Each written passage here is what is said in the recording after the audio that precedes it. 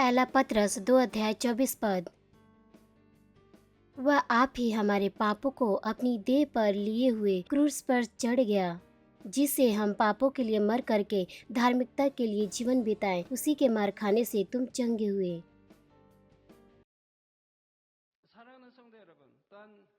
मसीह में प्रिय भाई और बहन, पिछला सत्र में हम आके यीशु मसीह के गौशाला में पैदा भइले के और चरनी में रखल गए और गरीबी में रहले के अंतर परमेश्वर के विधान बतौले रहनी। जैसे कि हम आपके पिछला सत्र में बतौले रहनी कि जब वो गौशाला में पैदा भइने, चरनी में रखल गईने और जब वो एक गरीबी के जीवन जियत रहने, उनकरे खातिर उनके कोनो लहू नहीं बहाए पड़ल। उनके अपन लहू नहीं बहाए पड़ल हमनी के गरीबी से मुक्त करावे के। काहे के गरीबी अपने आप में कोनो पाप नहीं है।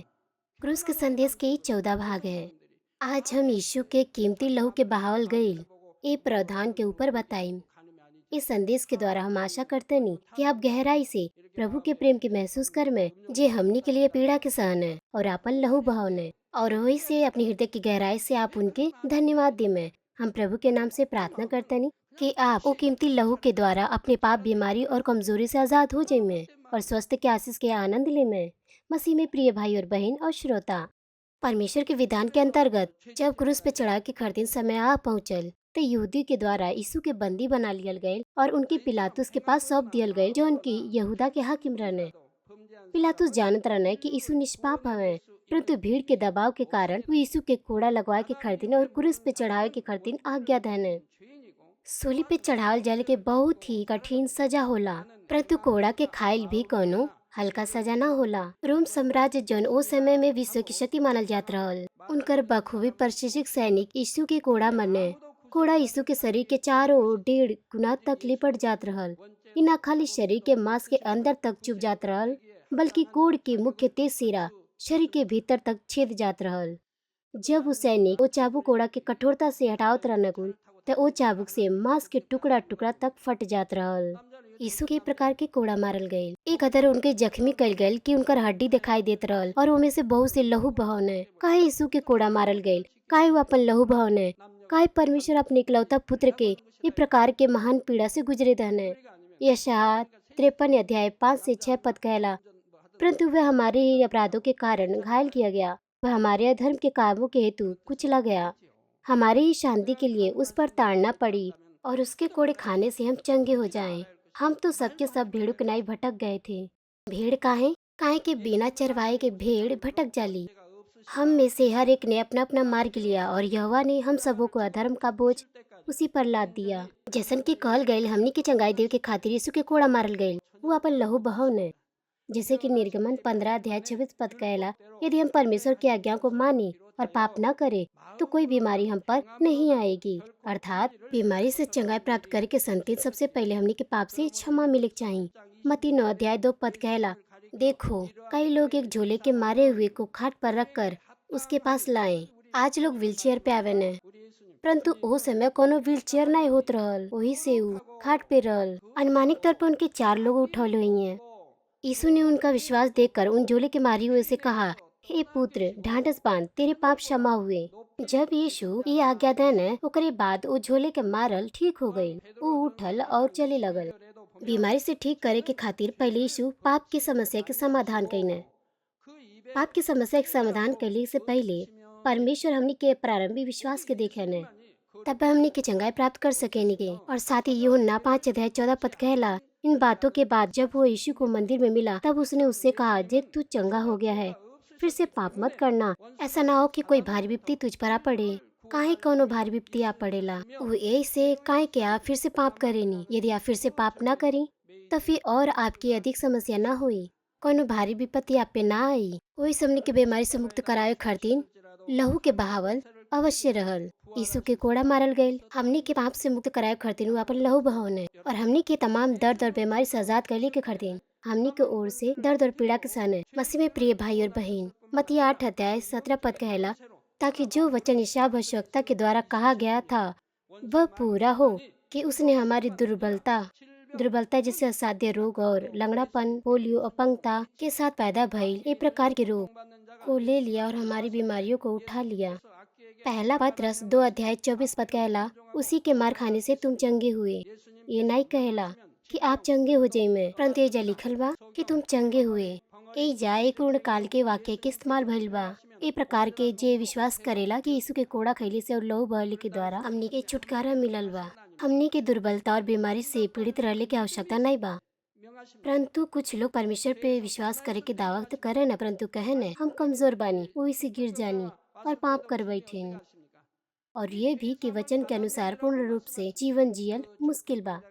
यदि आप ये सोचे नी और अंगीकार करेनी कि हम कमजोर बानी, तो आप कुछ भी ना कर पाई में, वरन कमजोर हो जानी। यदि आप ये अंगीकार करेनी कि पाप के निकाल फेंकल मुश्किल बा, तो आपके जीवन मसीह में कठिन ही होई। नीति वचन 18 अध्याय 21 पद कहला, जीव के वश में मृत्यु और जीवन दोनों होते हैं, और जो उसे काम में लाना जानता है वह उसका फल भोगेगा। यदि आप अंगीकार करेनी कि हम परमेश्वर के अनुग्रह से हम स्वस्थ बानी, हम हर परिस्थिति में भला चंगा रहेनी, तो जौने प्रकार से आप अंगीकार कैले बानी, वही प्रकार के परमेश्वर के अनुग्रह और ताकत आपके ऊपर आवेला, और आप थकान पे काबू पापई में और कोनो असंभव बात संभव में बदल जाई।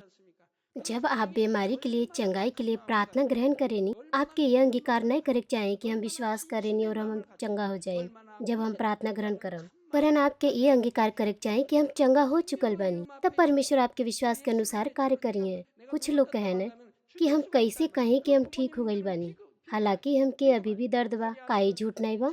परंतु यदि आप आत्मविश्वास के बारे में समझे तो आप ऐसा नहीं खमे। मरकुस 11 अध्याय 24 पद कहला, इसलिए मैं तुमसे कहता हूँ कि जो कुछ तुम प्रार्थना करके मांगो तो प्रतीति कर लो कि तुम्हें मिल गया और तुम्हारे लिए हो जाएगा। एजा भी नहीं लिखल बा कि आपके मिल जाई, परंतु विश्वास करनी कि आपके मिल गए और वो आपके लिए हो जाई। इब्रानियों 11 अध्याय 1 से 2 पद कहला, अब विश्वास आशा की हुई वस्तुओं का निश्चय और अनदेखी वस्तुओं का प्रमाण है, क्योंकि इसी के विषय में प्राचीनों की अच्छी गवाही दी गई। विश्वास ओ बा के अंगीकार नहीं होला जौन पहले से पूरा हो गईल बा। जब हमनी के कोनो अनदेखी वस्तु के विश्वास के साथ आशा रखी के, तो वो वास्तविकता में बदल जाई। जब हमनी कोनो चीज के विश्वास के साथ देखे के, तो कुछ नहीं से कुछ हो जाई, परंतु एक अर्थ ही नहीं है कि खाली होठ के द्वारा अंगीकार कैले से वो पूरा हो जाई, जबकि आपके पास हृदय में विश्वास तक नहीं बा। जब आप अपने हृदय के गहराई से विश्वास करके अपने होठ से अंगीकार करेनी, तो वो आपके विश्वास के अनुसार आपके लिए हुई। वही से आप ये प्रकार के आप अंगीकार करें कि आप ठीक हो गइल बानी और आप पहले से होके प्राप्त कर ले बानी। वो कोनो झूठ नहीं है, वो आत्मिक विश्वास के अंगीकार है, ये सच बोलल है। आई हम एक आपके उदाहरण देत बानी। यदि आप कोनो जड़ से फूल के काट दी और कोनो फूल दान में रख दी, तो का वो फूल जीवित रही या मर जाई? का वो फूल जीवित रही या मर जाई? गाँव में जड़ बा कि नहीं बा? ऐसा लगेला कि उ जीवित बा, परंतु काहे क्योंकि जड़ से काट दियल गईल बा, ओही से आपन जीवन उ पहले ही खो दले बा। ओही से यदि आप ये सत्य के जाने नी, तो आप कहे कि उ मर चुकल बा, काहे कि उ जड़ से काट दियल गईल बा। ओही से कुछ दिन के बाद उ मुरझा जाला, हालांकि वो अभी भी मरता। यही प्रकार से बीमारी से चंगा भइल भी ऐसे ही बा, जब आप ओके विश्वास के दृष्टि से देखेनी। यदि आप विश्वास करेनी और अंगीकार करेनी कि कैंसर और दूसर बीमारी परमेश्वर के सामर्थ्य से ठीक हो गईल बा, तब प्रभु आपके विश्वास के अनुसार कार्य करिए। यही से काहे कि आपके हमनी के निर्बलता और बीमारी से छुड़ावले के खातिर यीशु पहले से ही घोड़ा खा लेले बाने और आपन लहू बहा देले बाने। परंतु यदि आप न तो विश्वास करी न ही विश्वास के साथ अंगीकार करी, तो आपके बीमारी ठीक ना हो पाई, चाहे आप प्रार्थना के कितना बार काहे न ग्रहण करी। काहे कि आपके हृदय में तब वो ऐसे ही रही कि हम अभी भी बीमार बानी, हम अभी ठीक ना भइल बानी। वही से आप सच में बीमार ही रहेनी। जब तक आप ये नकारात्मक विचार के ना तोड़ेनी, आप परमेश्वर के कार्य का अनुभव ना कर सकेनी। यदि आप कहेनी कि हम विश्वास करेनी, तो आपके लकवा से ग्रसित शरीर भी कार्य करी, वो उठे और तुरंत चले लगी। परमेश्वर सृष्टिकर्ता के सामर्थ ने खाली बीमारी के ठीक करेला, वरन सृष्टि के कार्य भी प्रकट करेला। बाइबल में हमने के देख सकेनी, यहाँ तक कि जब परमेश्वर सुखल हड्डी के आज्ञा धन, तब पेशियां जुड़ गईल और मांस बन गईल और चाम के ढक देले, और परमेश्वर के सांस उमे डालल गईल और वो एक बढ़न सेना बन गईल।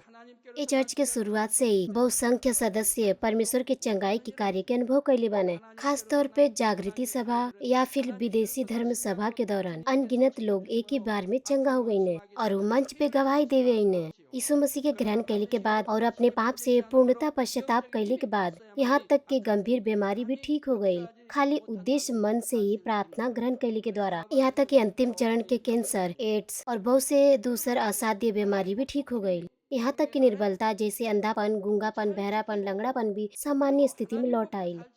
कभी कभार हमरे द्वारा बीमार लोग के प्रार्थना कैले से पहले ही, यहाँ तक कि स्तुति या संदेश के दौरान ही पश्चाताप के आंसू के द्वारा चंगाई वो लोग पे आ उतरल। हम आके एक जन के परिचय देतनी जी चंगाई के प्रभु से एक तरह से मुलाकात कईने। मसान में डिकनस यंग ने यू के लगल कि पिछली जनवरी से उनका नजर बड़ी तेजी से कमजोर होत बा।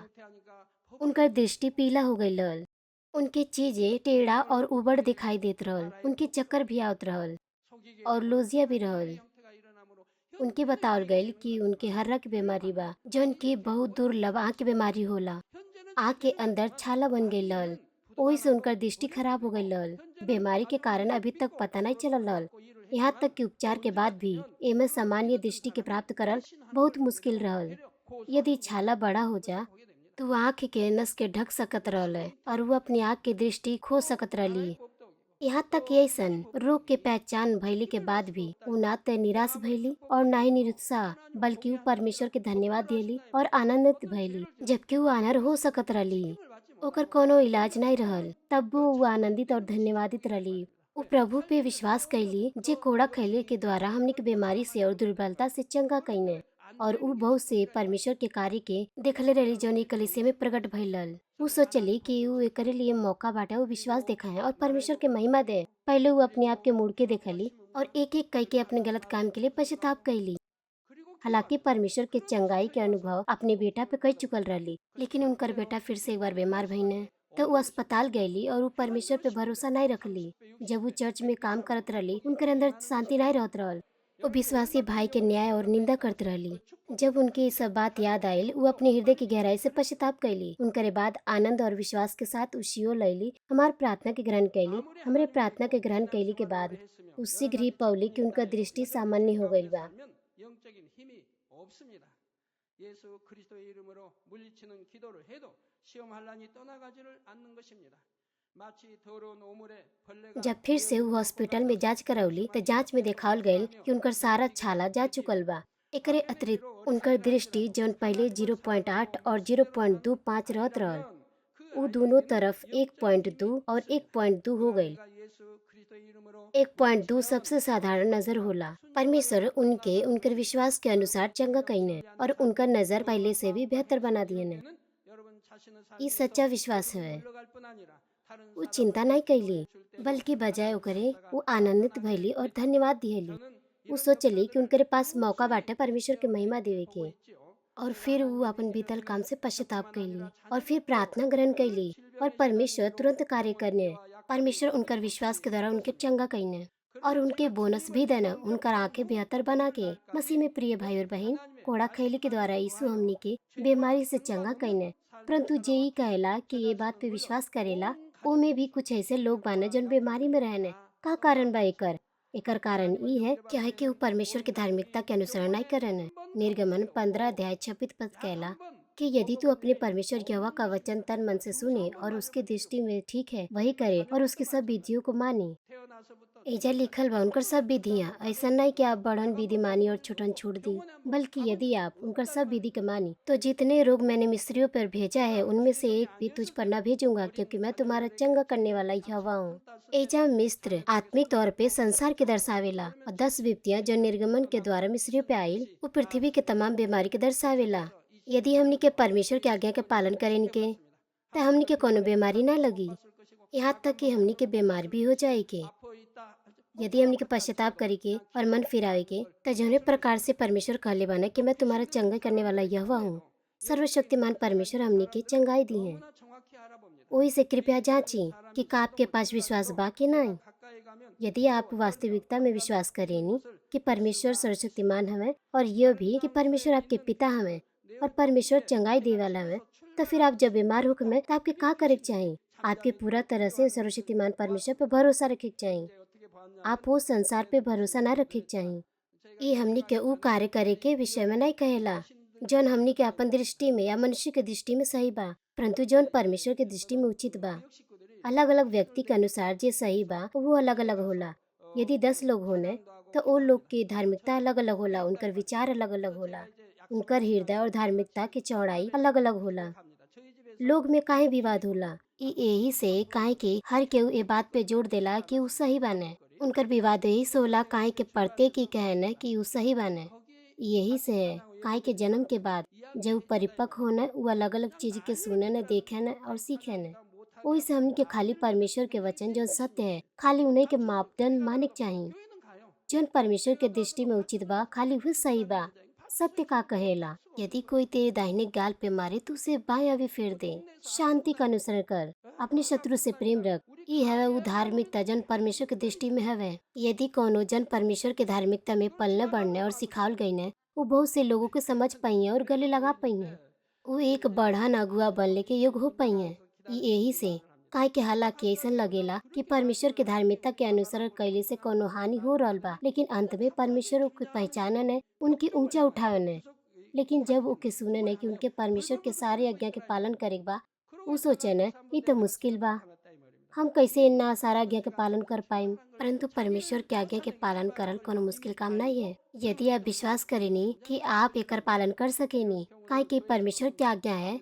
और यह भी कि आप न ई जौन काम कर में, परंतु परमेश्वर पवित्र आत्मा जौन आपके मदद कर रहल बाने और परमेश्वर आपके अनुग्रह और ताकत दे रहल बाने, वही से आप एके कर सकेनी। तब परमेश्वर के वचन के पालन करल आसान हुई। ज्यादातर हालांकि ऐसा लगेला कि आज्ञा बहुत सारा बा। आज्ञा के 10 आज्ञा के रूप में सारांश निकालल जा सकेला। और यदि आप केवल पवित्र आत्मा के 9 फल के पानी और प्रेम के फल और धन्यता के फल के पानी, तो जौन परमेश्वर के दृष्टि में उचित बा आप कर सकेनी। यदि आप केवल एक चीज के पा लेनी तो आप दूसर बहुत से चीज के प्रकृति के तौर पे प्राप्त कर पाई। जहाँ तक हमारी बात बा, हम एक नया विश्वासी रहनी। जब बाइबल पढ़त समय हमके परमेश्वर के कोनो भी आज्ञा दिखाई दिले, हम तुरंत ओकर पालन कईनी। यदि हम ओकर पालन तुरंत नहीं कर पावत रहनी तो हम ओके लिख लेत रहनी और उनकर विषय के लेकर प्रार्थना करत रहनी। जल्दी ही हम ओके दूर कर पाऊनी। आप आज्ञा पालन नहीं कर सकेनी काहे कि आप आज्ञा पालन करे के कोशिश ना करेनी, और काहे कि आप परमेश्वर से ज्यादा संसार से प्रेम करेनी। हो सकेला कि आपके परिवार में आपके केहू नियम संहिता होखे। जब आप वो नियम के पालन कर सकेनी तब आप शांति में बनल रहेनी। आपके स्कूल के नियम होला, आपके ओकर पालन करे के चाही। आपके कंपनी में ओइजा भी अवश्य नियम होई, आपके ओकर पालन करे के चाही। और देश के भी कानून होला, वो कानून की भी आपके पालन करे चाही। ये सब कानून के पालन कैले के द्वारा ही हमनी के अनुक्रम में अपन जीवन के व्यतीत कर सकें के। काई मुश्किल बा?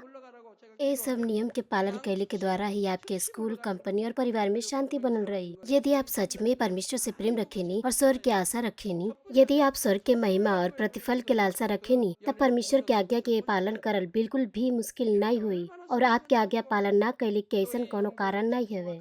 परमेश्वर के नियम के पालन करल मुश्किल नहीं हुए। हमरे लिए परमेश्वर के आज्ञा के पालन करल आसान रहला। हम खुश रहनी। ये परमेश्वर के हृदय, इच्छा और वचन हवे। वो हमनी से प्रेम करे ने, हमनी के बचावे ने। वो हमनी के लिए एक लौता पुत्र देले बने और स्वर्ग के इतना सुंदर स्थान हमनी के लिए तैयार कैले बने। वैसे ऐसा वचन के पालन कैले से हम बहुत खुश रहनी और आज्ञा पालन करल आशीष हवे। जब हम एक नया विश्वासी रहनी, हम साफ तौर पे स्वर्ग के राज्य के बारे में नहीं जानत रहनी। परमेश्वर हमके ठीक कईने, ओकरे लिए हम बहुत धन्यवादित रहनी काहे कि हम उनसे बहुत ज्यादा प्रेम रखत रहनी। वैसे हम उनकर वचन के पालन करल शुरू कईनी। हमरे स्थिति के तुलना से आप परमेश्वर के राज्य के विषय में इतना साफ तौर पे सुन ले बानी और सीख ले बानी।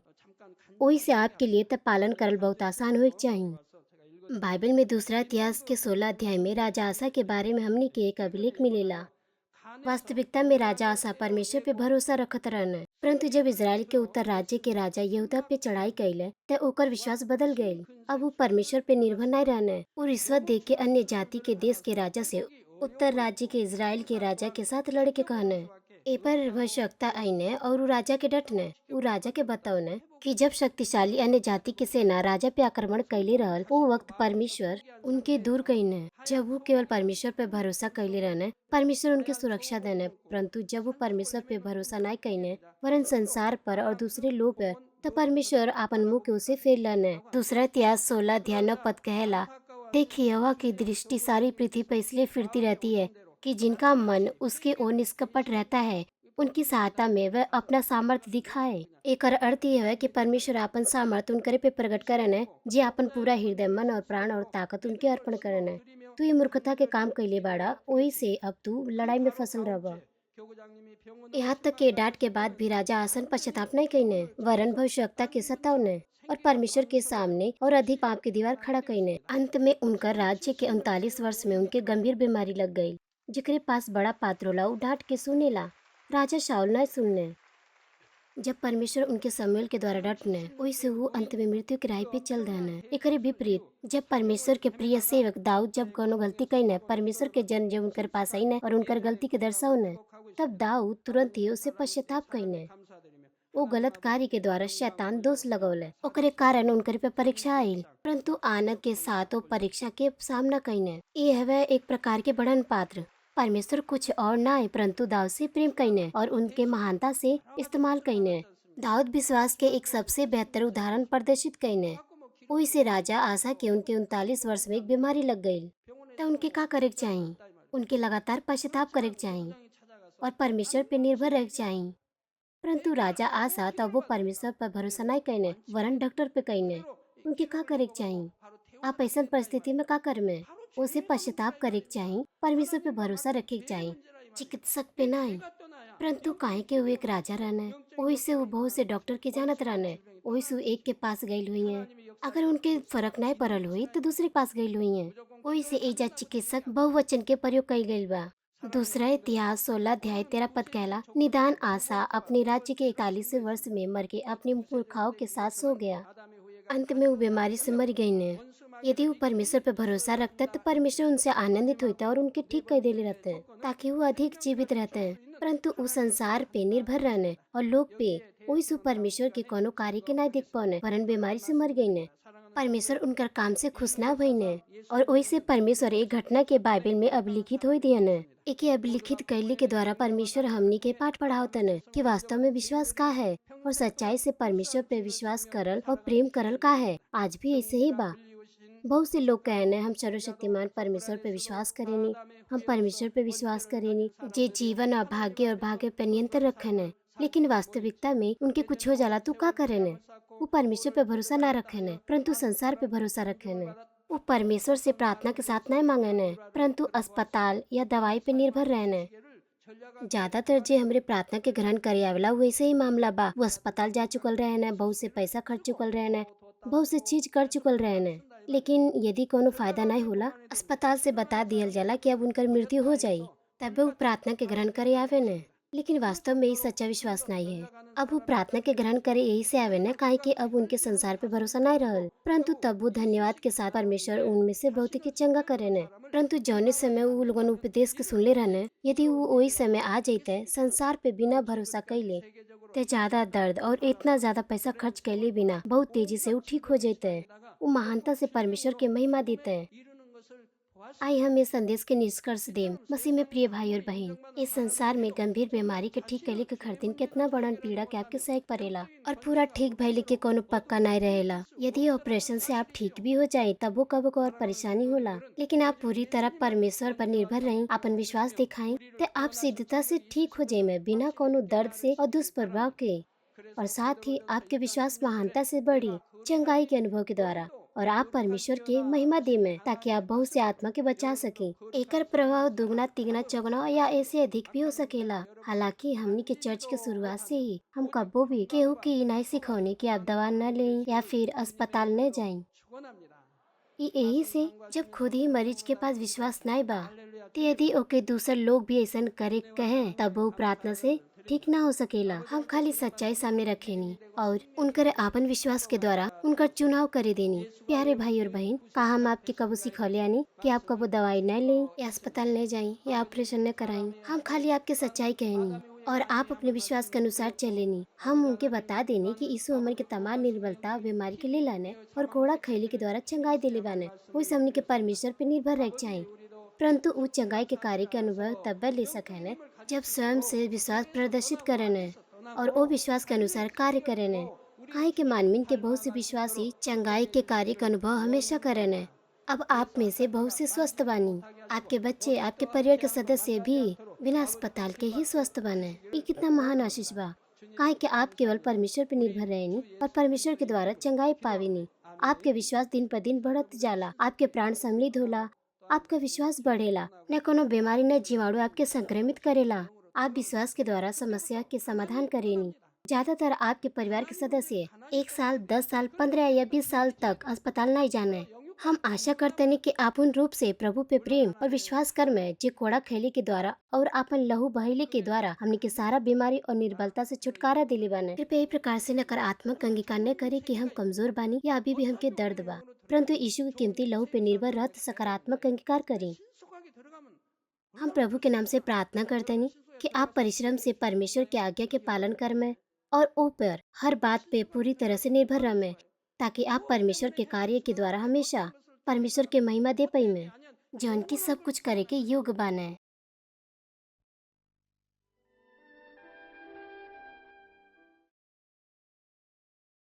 हालेलुया। सर्वशक्तिमान प्रेमी पिता परमेश्वर, कृपया अपन हाथ तमाम भाई और बहन पे रखी जे यहाँ पे प्रार्थना के ग्रहण करता। उनकर हृदय में विश्वास के बोई और उनकर नकारात्मक विचार और शक के दूर करी। सारा क्लेश और आजमाइश उनके छोड़ के चल जा। पवित्र आत्मा के आग के द्वारा सिर से लेके पैर तक उनकर सारा बीमारी और दर्द भरल अंग के जला दी। यीशु मसीह के नाम से हम आगे देत बानी। शत्रु, दुष्ट और शैतान तमाम बीमारी, रोगाणु, विषाणु और निर्बलता दूर हो जा। ज्योति उनके पे चमके। उनकर सारा असाध्य अंधकारी रोग पवित्र आत्मा के आग के द्वारा झुलसा दी। सारा प्रकार के महामारी, मलेरिया सहित जला दी। सारा संक्रामक रोग, जुकाम, बुखार उन लोग से दूर हो जा। पिता, उनके तमाम प्रकार के रोगाणु और विषाणु से सुरक्षा दी। उनके तमाम प्रकार के कैंसर, पेट के कैंसर, फेफड़ा के कैंसर, जिगर के कैंसर, छाती के कैंसर और गर्भ के कैंसर से और आंत के कैंसर से ठीक करी। और तमाम दूसर बीमारी जैसे कि एड्स, लुकीमिया, दिमागी रक्तचाप, ऊंचा रक्तचाप, धीमा रक्तचाप, हृदय के रोग, फेफड़ा के रोग, स्त्री रोग, थायराइड के रोग और सारा सूजन दूर हो जा। और पोलियो, लकवा, गठिया और आंत के रोग से वो ठीक हो जा। सारा प्रकार के दर्द उनसे दूर हो जा। पेट दर्द, सिर दर्द और मानसिक दर्द सहित मृगस्वलीनता, उदासी तंत्र के रोग से और तमाम दूसर मानसिक बीमारी से आज़ाद हो जा। तमाम प्रकार के लकवा से वो लोग खुल जा, उठे चले और वो लोग कूदे। वो अच्छा आँख की रोशनी के पावे और अच्छा से सुने की शक्ति प्राप्त कर पावे। अंधा देखे लगे, बहरा सुने लगे और गूंगा बोले लगे। दुर्घटना के तमाम प्रभाव के ठीक करी। उनकर टूटल हड्डी ठीक करी। उनकर जलन से ठीक करी। जलन और दहन संवेदना उन लोग से दूर हो जा। सारा प्रकार के नशा के लत से, हर पदार्थ के इस्तेमाल से साफ हो जा। पिता, मरल कोशिका, उत्तक और तंत्र के फिर से ठीक करें और मुर्दा के जिया दें। उन लोग के आशीष दी गर्भधारण के। पिता, उन लोग के गर्भधारण के आशीष दी। यीशु मसीह के नाम से हम आज्ञा देत बानी। शत्रु, दुष्ट और शैतान, हवा के शासन, बुरी सेना और उनकर दास उन लोग से दूर हो जा। बुरी आत्मा, अशुद्ध आत्मा, धोखा के आत्मा, झूठ के आत्मा, अलग करे वाली आत्मा और तमाम अंधकार के ताकत उन लोग से दूर हो जा। दुष्ट के तमाम बंधन खुल जा, उन लोग से दूर हो जा। ज्योति आ जा। पिता परमेश्वर उनकी ताकत दी कि उ लोग प्रार्थना में पुकारे, पाप के दूर करे के उ लोग की सामर्थ्य दी और उ पवित्र हो जा। उ भला स्वस्थ में बनल रहे। जब उनका प्राण सम्मिलित होता था, उनकर परिवार में सुसमाचार के प्रचार कइल जा। उनकी सुरक्षा दी। तमाम प्रकार के दुर्घटना और विपत्ति से अपने बच्चन के, उनकर घर, कार्यशाला, व्यापार के सुरक्षा दी। पवित्र आत्मा के आग के दीवार से स्वर्ग सेना, स्वर्गदूत और अपन धरती आग के द्वारा। पिता परमेश्वर, आपके धन्यवाद। सारा महिमा केवल आपके मिले। हमरे प्रभु यीशु मसीह के नाम से हम प्रार्थना करते हैं। आमीन।